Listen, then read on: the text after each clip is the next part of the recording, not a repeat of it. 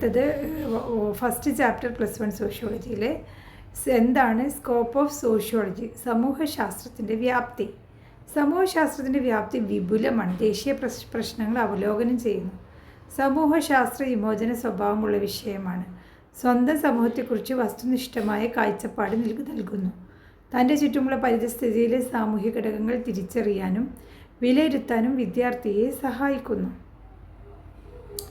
അടുത്തതായിട്ട് സമൂഹശാസ്ത്രം മറ്റ് ശാസ്ത്ര വിഷയങ്ങളുമായിട്ടുള്ള ബന്ധത്തെ പറ്റിയിട്ടാണ് അടുത്ത ക്വസ്റ്റ്യൻസ് വരിക. അതിൽ സാമ്പത്തിക ശാസ്ത്രവും സമൂഹശാസ്ത്രവും, രാഷ്ട്രീയ മീമാംസയും സമൂഹശാസ്ത്രവും, മനഃശാസ്ത്രവും സമൂഹശാസ്ത്രവും, നരവംശശാസ്ത്രവും സമൂഹശാസ്ത്രവും, ഇങ്ങനെ 4 എണ്ണമാണ് നമുക്കിവിടെ നോക്കാനുള്ളത്. അപ്പോൾ 4 പോയിൻ്റ് വെച്ചിട്ടാണ് നമ്മളിതിൽ പഠിക്കേണ്ടത്. സാമ്പത്തിക ശാസ്ത്രവും സമൂഹശാസ്ത്രവും തമ്മിൽ എന്താണെന്ന് നോക്കാം. സാധനങ്ങളുടെയും സേവനങ്ങളുടെയും ഉൽപ്പാദനം, വിതരണം, ഉപഭോഗം എന്നിവയാണ് സാമ്പത്തിക ശാസ്ത്രത്തിൽ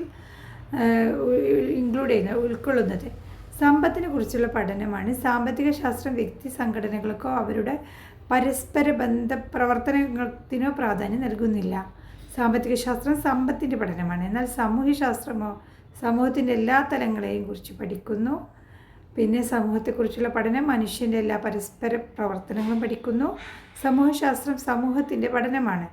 ഇനി രാഷ്ട്രീയ മീമാംസയും സമൂഹശാസ്ത്രവും തമ്മിൽ നോക്കാം. അധികാരത്തെക്കുറിച്ച് പഠിക്കുന്നു. ഗവൺമെൻറ് ഉൾപ്പെടെയുള്ള സ്ഥാപനങ്ങളിലെ പരസ്പര പ്രവർത്തനങ്ങളെക്കുറിച്ച് പഠിക്കുന്നു. രാഷ്ട്രീയ ബന്ധങ്ങളെക്കുറിച്ച് പഠിക്കുന്നു. ഗവൺമെൻറ്റിൻ്റെ നിയന്ത്രണങ്ങളെക്കുറിച്ച് പഠിക്കുന്നു. രാഷ്ട്രീയ മീമാംസ, അതായത് സമൂഹശാസ്ത്രത്തിൽ സമൂഹത്തെക്കുറിച്ച് പഠിക്കുന്നു. ഗവൺമെൻറ്റിനകത്തുള്ള പ്രക്രിയയ്ക്ക് പ്രാധാന്യം നൽകുന്നു. എല്ലാ സാമൂഹിക ബന്ധങ്ങളെക്കുറിച്ചും പഠിക്കുന്നു. സാമൂഹിക നിയന്ത്രണത്തെക്കുറിച്ച് പഠിക്കുന്നു. സമൂഹശാസ്ത്രം എന്താണെന്ന് ഒരു 4 സ്റ്റേറ്റ്മെൻറ്റ് പഠിക്കുക. അതിനുശേഷം രാഷ്ട്രീയ മീമാംസയെ പറ്റി 4 സ്റ്റേറ്റ്മെൻറ്റ്. മനഃശാസ്ത്രം വ്യക്തികളുടെ പെരുമാറ്റത്തെക്കുറിച്ച് പഠിക്കുന്നു. അതായത് മനഃശാസ്ത്രവും സമൂഹശാസ്ത്രവും തമ്മിലുള്ള ബന്ധം. കേന്ദ്രബിന്ദു വ്യക്തിയാണ്. വ്യക്തികളെക്കുറിച്ചാണ്, പെരുമാറ്റത്തെക്കുറിച്ചാണ്. മാനസിക പ്രശ്നങ്ങൾ വിശകലനം ചെയ്യുന്നു. പരീക്ഷണ രീതിക്ക് പ്രാധാന്യം നൽകുന്നു. സമൂഹശാസ്ത്രമാണെങ്കിൽ സാമൂഹിക പെരുമാറ്റത്തെക്കുറിച്ച് പഠിക്കുന്നു. കേന്ദ്രബിന്ദു സമൂഹമാണ്. സാമൂഹിക പ്രക്രിയയ്ക്ക് പ്രാധാന്യം നൽകുന്നു. ഫീൽഡ് വർക്കിന് പ്രാധാന്യം നൽകുന്നു. ഇനി സമൂഹശാസ്ത്രവും നരവംശശാസ്ത്രവും തമ്മിലുള്ള ബന്ധം നോക്കാം. പ്രാകൃത സമൂഹങ്ങളെക്കുറിച്ച് പഠിക്കുന്നു. സമകാലീന സമൂഹങ്ങളെക്കുറിച്ച് പഠിക്കുന്നു. സാമൂഹ്യശാസ്ത്രം ലളിതവും നിക്ഷേപപരവുമായ സമൂഹങ്ങളെക്കുറിച്ച് പഠിക്കുന്നു. പരിഷ്കൃത സമൂഹത്തെക്കുറിച്ച് പഠിക്കുന്നു. മാനസിക പ്രക്രിയകൾ വിശകലനം ചെയ്യുന്നു. സാമൂഹിക പ്രക്രിയയ്ക്ക് പ്രാധാന്യം നൽകുന്നു. ഫീൽഡ് വർക്കിന് പ്രാധാന്യം നൽകുന്നു.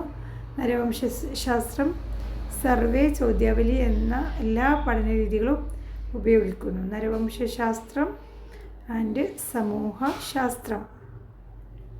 അപ്പോൾ ഇത്രയാണ് ഫസ്റ്റ് ചാപ്റ്റർ ഉള്ളത്. ഫസ്റ്റ് ചാപ്റ്ററിൽ സമൂഹശാസ്ത്രവും മറ്റു ശാസ്ത്രങ്ങളും തമ്മിലുള്ള ബന്ധത്തിൽ ഉള്ള 4 പോയിൻറ്റ്സാണ് എക്സാമിന് എഴുതാൻ വരുന്നത്.